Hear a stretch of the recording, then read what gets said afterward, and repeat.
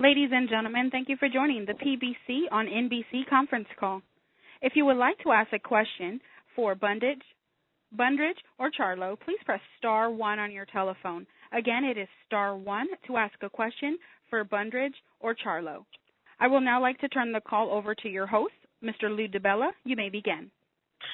Thanks for joining us, everybody, for this press call for the PBC on NBC show, September 12th. Saturday afternoon at Foxwoods Resort Casino in Mashantucket, Connecticut. The NBC broadcast will begin at 4 p.m. Eastern Time, 1 p.m. Pacific Time.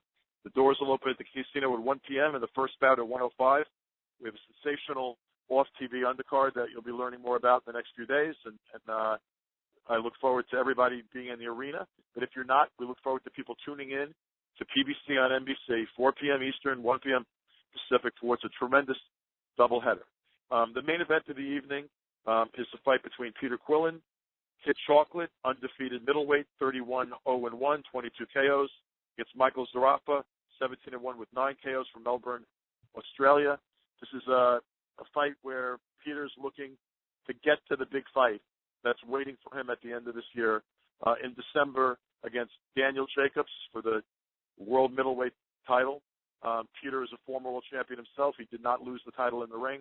He's undefeated, and that matchup between Jacobs and Quillin figures to be one of the biggest fights you can make in New York, one of the biggest fights in the middleweight division. It's for who's the pride of New York. It's for who's has supremacy in middleweight and who's one of the top middleweights in the world. But first, Peter's got to get by Michael Zerafa, who's looking to upset the apple cart. The opening fight of the night is a tremendous matchup, a true crossroads fight between Cornelius K9 Bundridge. Bundridge is the oldest world champion actively fighting today. That's a badge of honor. He's in his 40s and proud of it. This is a guy that has always defied the odds. Two-time world champion, defending his title against a young guy on the rise, Jermall Charlo, 21-0 with 16 KOs out of Houston, Texas. One of the Charlo brothers. Jermall is looking now to take a world championship in his first attempt. This is a terrific fight. This is a kind of fight that can't be a bad fight. Both guys have everything at stake. And the question at hand here is going to be, can K9, the old dog, retain his title and put on a great performance one more time with the young lion coming for his belt? So first I'd like to introduce that young lion to say a couple of words. Out of Houston, Texas, Jermall Charlo. Jermall? Yes, how you doing? Just prepared for this fight. I know this is my second time really at this level, but the first time it didn't go through, so I can't look at that. I'm only looking forward, and K9 is in my way right now. So I'm just prepared to fight and put on a good show and give it all I got. Thank you, Jermall. Tickets for the live event, by the way, are priced at $150, $85, and $45. They're available at Ticketmaster.com, Foxwoods.com, by visiting the Foxwoods box office, or charging by phone by calling Ticketmaster. Cornelius K9 Bundridge came to people's attention in a big way through the TV series The Contender. His career has skyrocketed in recent years. Frankly, his greatest years have been his older years, reminiscent of a guy named George Foreman. He won a world title with a great performance in 2010 over Corey Spinks.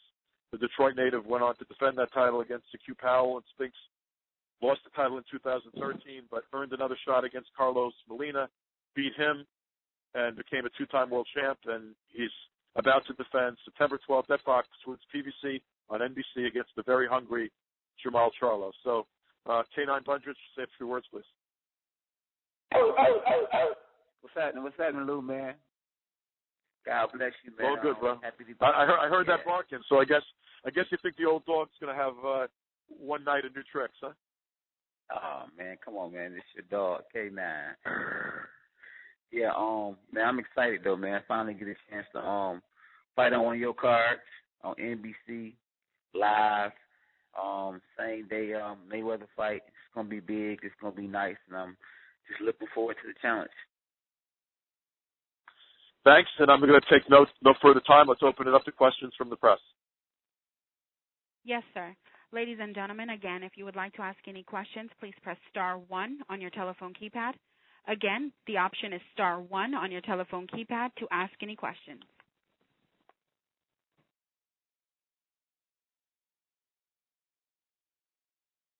One moment while our question comes into queue.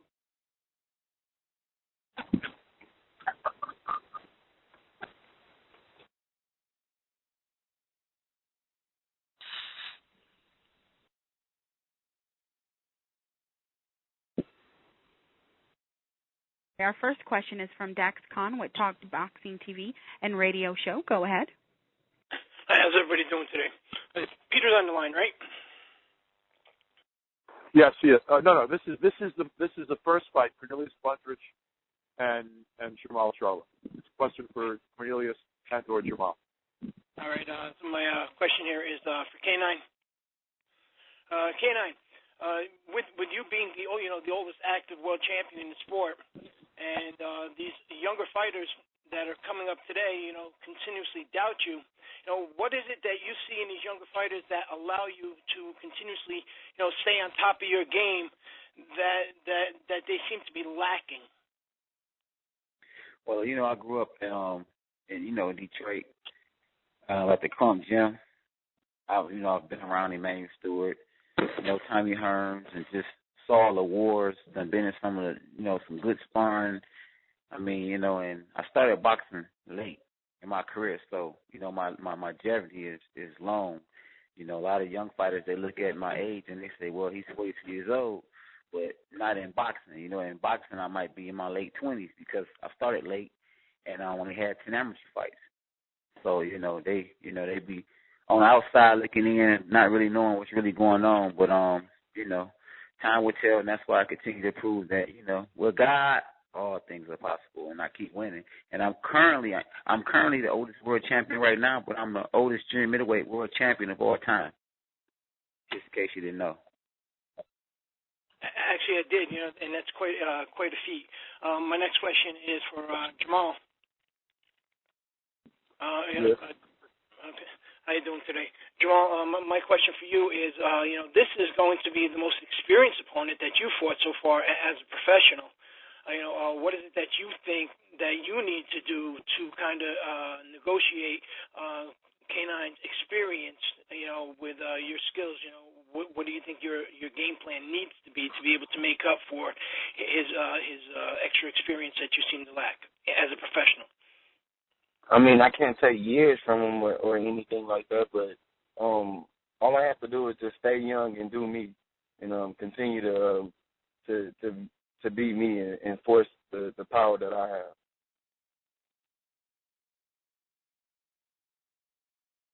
All right, thank you very much, guys. Next question, please. Again, ladies and gentlemen, if you have any questions, please press star 1 on your keypad.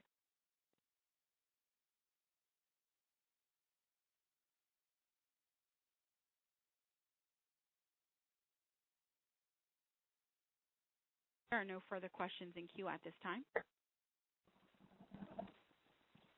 Well, thank you, Jamal. Thank you, K9, for being with us.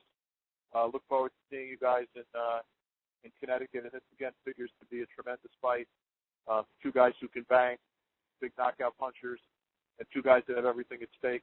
The old champion looking for the huge fight before he walks out into the sunset. The young challenger looking to take the belt away from him, and I wish you guys both best of luck, and I look forward to seeing you in Connecticut. Thank you. All right.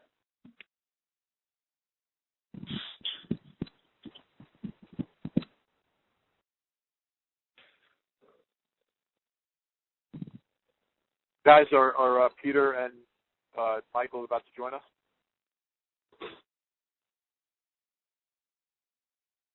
We have Michael. Are you still there? Yeah, Mike. Yeah. Hi, Michael's on. We're just waiting for Peter to join in right now. Okay, then we can begin. As I noted, this is a fight in the middleweight division, and Michael is not a household name or a well-known guy in the United States, but he was a terrific amateur with great credentials in Australia and that Pan-Asia area. He turned pro at 18 years old, won the first 15 starts of his career. At 23 years old, he's making his U.S. debut on September 12th when he comes to Connecticut to take on Peter. He has wins over previously unbeaten boxers Bruno Carvello and Luke Sharps, coming up a fourth-round TKO over Jan Mongol Singh Mamasak in March.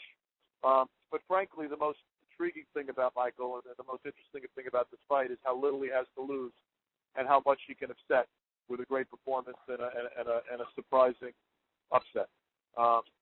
Obviously there are very few fights in the middleweight division any bigger than Peter Quillin, against Danny Jacobs. That's a fight that's being planned for December, and Michael has no intention of letting it get to that point, and really has very little to lose. Coming to the States with not much expected, but not much known about him, but he's coming to the States to win, and I think we were happy to give a young fighter, a young, fresh, athletic fighter an opportunity in this type of a fight, as opposed to finding somebody who's a retread or on the wrong side of their career. So, Michael, you want to say a few words? And also, Michael, there are some people that apparently have spread the rumor that you dance for Chippendales in your spare time. So you may want to clarify that one when you say a few words. G'day, mate. Yeah, like I said, I've done what I've had to do in Australia, and I've got nothing to lose, like you said. So I'm coming down with everything in the show, and I'm going to upset the world. I've trained hard for this fight. For the last 6 months, I've been putting my body on the line, and like I said, Peter Quillin's definitely underrated me. I'm going to go out there and shock the world. You know what I mean? I've got nothing to lose, everything to gain. So I can't wait till September 12th to get out there and put on a good show. Obviously, this is a big step up for you, Michael, and your opponent here is a guy that's been in against the top competition in all of boxing, been a world champion, coming off a great fight, a draw with Andy Lee. How do you approach a fight against an opponent with far more experience and a guy this well known, and how do you think you're going to handle the spotlight of being on a nationally televised show in the United States? Look, I don't let the show and the pump up get to me too much. I know I'm fighting the best in the world, and it's a big task ahead of us. But like I said, we've got a game plan.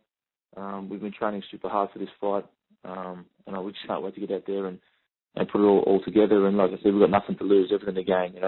Quillin, much respect to Quillin, and I appreciate him stepping in the ring with me. And it's an absolute honour to be up there with the best. It's time for me to shine, and I can't wait to get out there. Thank you. Has Peter joined us yet? If he hasn't, we'll just take a few calls. Peter, are you there? Yes, I've been on the phone. I just didn't know y'all could hear me. Yeah. All right. Thank you, Peter. Peter Quillin, 31-0-1, 22 KOs. Peter is coming off a great fight with Andy Lee. Still looking to keep his undefeated record intact. Looking to get to that title showdown with Danny Jacobs. He won a middleweight belt in 2012 with his star-making 6 knockdown performance against Hassan and Dom. David Lemieux is about to fight against Triple G, and Peter Quillin knocked Mr. Ndam out 6 times, and Ndam is the best credential on Lemieux's record. So you see that the top of this division is got a lot of talented fighters, and Peter's looking to get to a huge fight, but he needs to get past a very hungry young kid with nothing to lose. Peter, I know that this fight for you is you're not taking anything for granted, and can you maybe say a few words to everybody?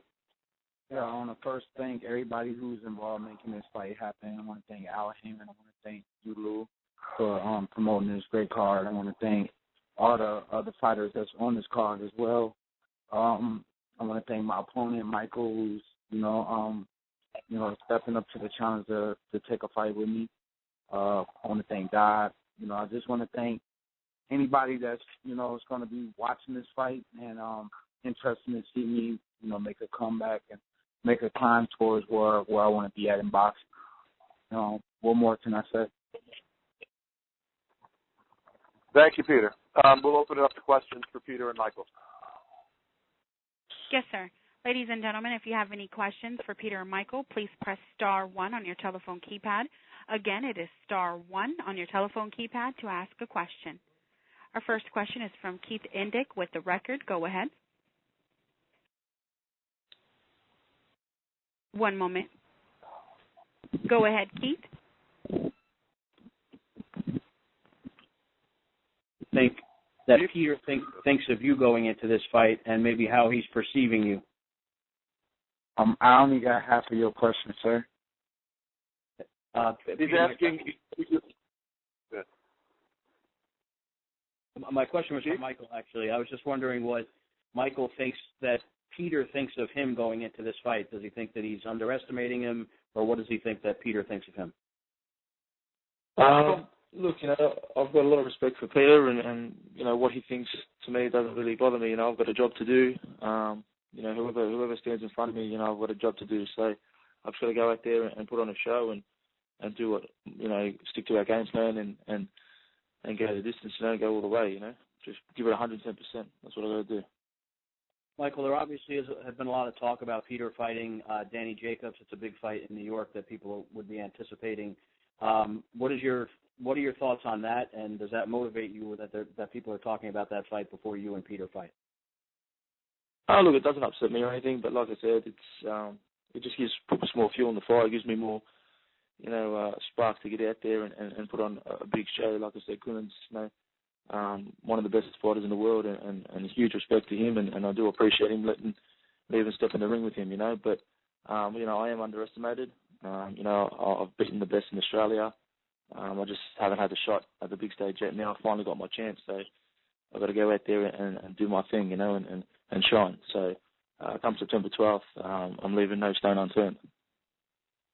Thank you, Michael. Peter, I just have a question for you as well. I was just wondering, how is it for you, obviously, that this big fight is ahead of you if you're able to win this fight?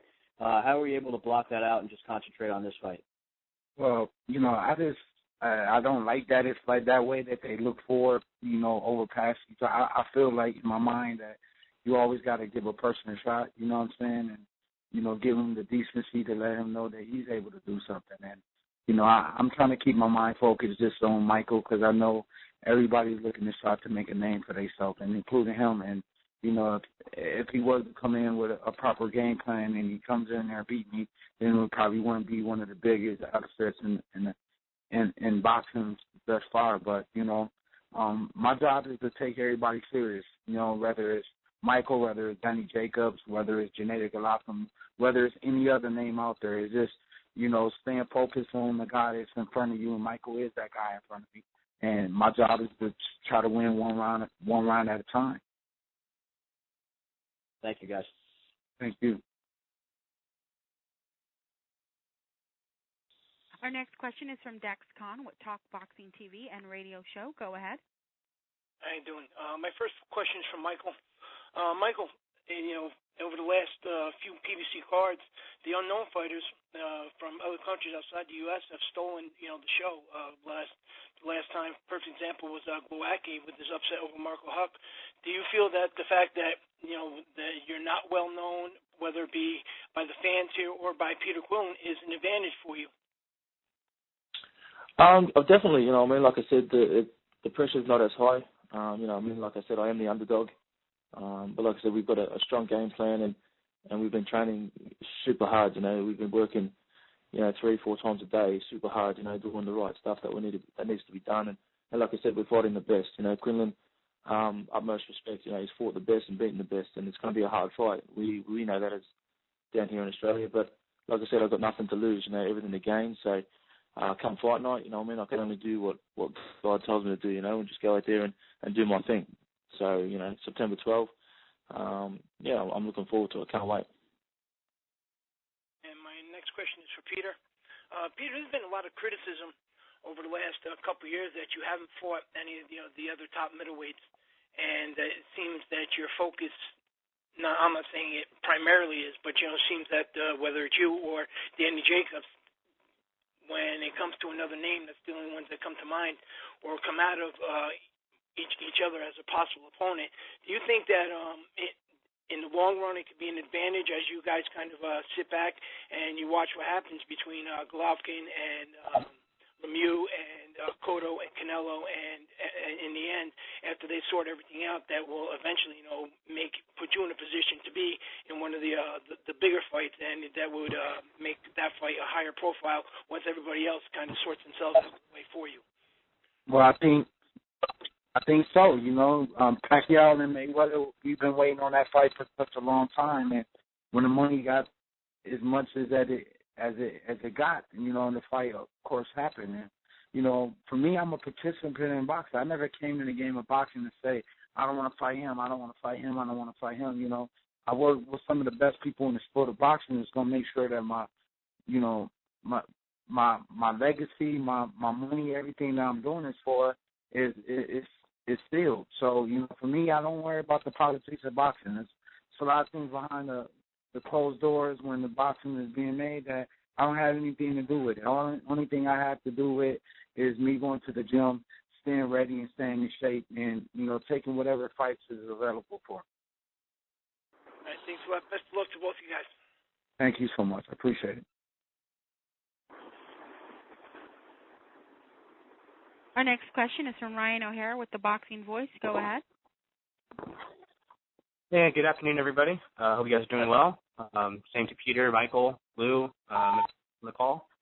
Peter, my question for you is, you've been much criticized after coming in overweight for the fight against Andy Lee.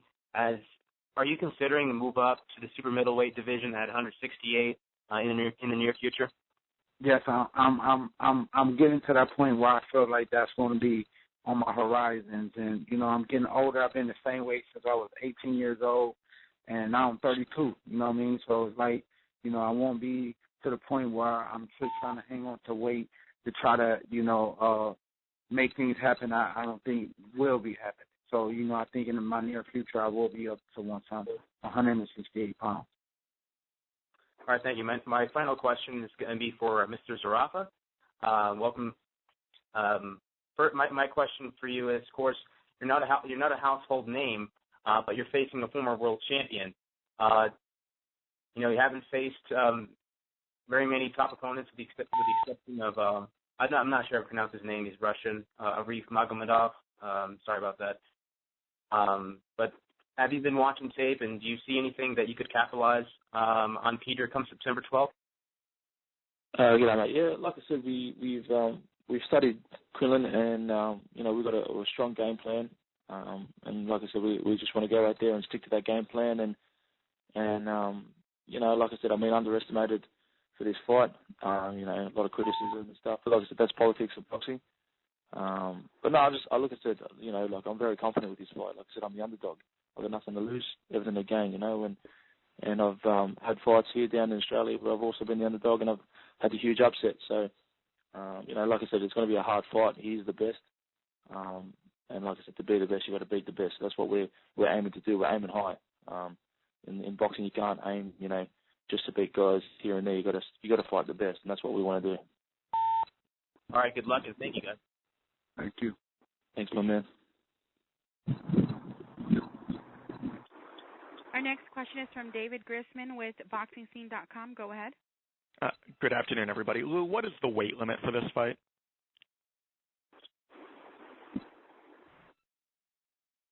Lou? Anyone?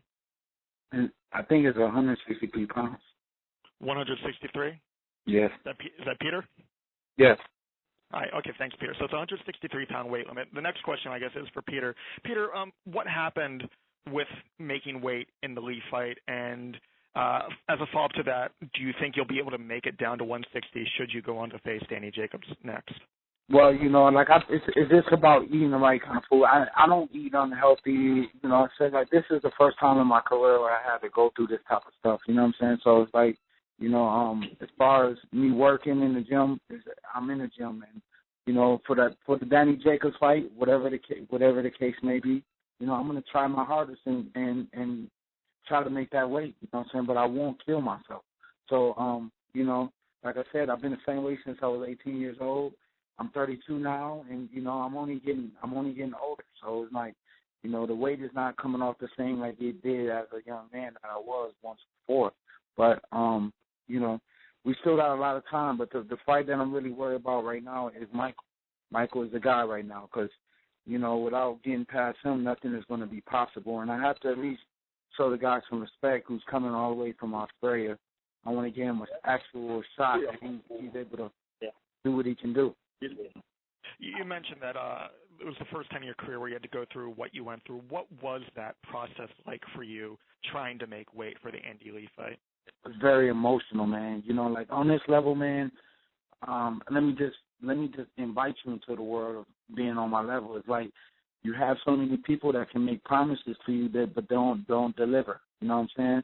So like, is that as far as trainers and guys, everybody just want to, you know, be in your pocket, man, and latch on to you some way, somehow. So I get a lot of that all the time, and I have to just figure out who works for me, who don't. So it's always like a process and an elimination kind of thing that I'm going through in my life. I apologize. Let me clarify. What was it like for you physically trying to make weight? Physically, I mean, I came close to making the weight. It was just the extra couple little pounds I had to like take off was like it didn't come off like it had done in my past. So it was like more of an emotional kind of thing that I was going through, trying to take off the weight. And I never got into a sauna, so I had to get in the sauna, and I was just like, man, I did whatever I could, and, you know, if that's not good enough, then people have to accept it. So, you know, it is what it was. How do you feel that affected your performance, if at all, against Andy Lee? And with that in mind, with this fight against Zerafa being at 163, how much do you feel your performance could potentially be better? Well, I don't have that emotional kind of thing that I have to just, like, shoot for this. I'm fighting for a big old belt, and the pressure is just, like, a little bit let off, and now I have more, you know, I gave myself a little bit more time. I've been in the gym since after my fight, so it's like I haven't really came out the gym, so I've just been working, endless, and, you know, for me, I think all around, I just got to find the right fit with, like, a conditioner trainer, a proper dietitian where, you know, I can see what I've been doing wrong for all this time that I've been doing off of my own free mind. So I think I think I'm more got a clear mind to go in this fight and put on a good performance. Okay, thank you. Next question for Michael, and that'll be my last one. Michael, I know that you've been fighting at middleweight for a couple years now, but you started off at junior middleweight. Do you feel like you're going in against a bigger man in this fight? Look, you know, we know he's a big boy and he's solid. But like I said, I'm a pretty big middleweight myself. You know, I'm standing at 6'1", nearly 6'2". You know, I'm very solid and strong. So at junior middleweight, I was very, very big. You know, so I feel like you know, his weight doesn't really bother me. You know what I mean? Like I said, at the end of the day, we both have to weigh in at the same weight. So there's not going to be an advantage to Quillin or myself. You know, like I said, I think I've got the reach and height on him.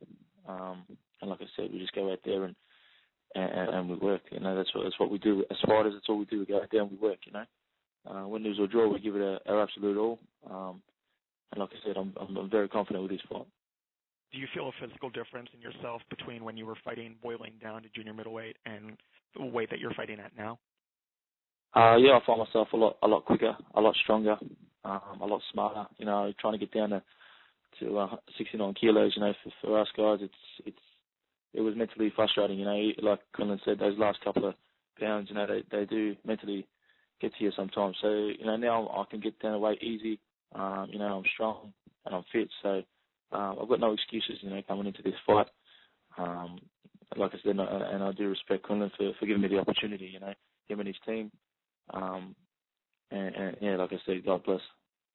And what do you take away from Peter Quillin's past performances, both his good ones and maybe the ones where he struggled a bit more? Look, you know, we've studied Quillin, and you can't take nothing away from him. Like I said, you know, people on the outside, it's easy to criticise, but when you're in there, it's completely different. You know, he's fought the best and beaten the best. You got nothing bad to say about him. You know what I mean? The sport of boxing, like I said, it's a sport. You can't criticise or put down your opponent. You just got to go out there, and at the end of the fight, like I said, more shout. You know, we'll go out and have a laugh. But before the fight, you know, it's all business. And like I said, I'm not, you know, to be taken lightly. I'm coming out here to work and to go for that win. So, you know, come September 12th, I'm ready to rumble. Last one. I promise this is the last one for me. Is it your understanding as well that this fight is at 163?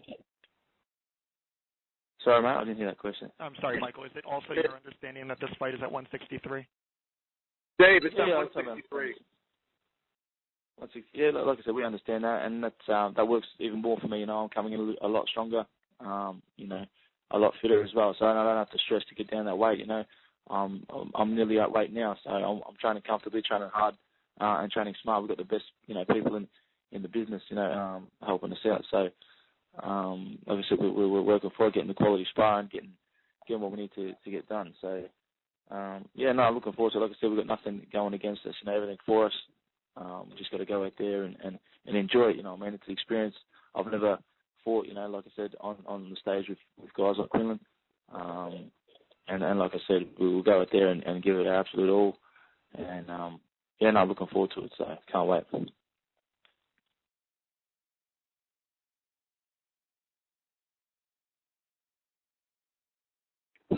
Another question? Any more questions?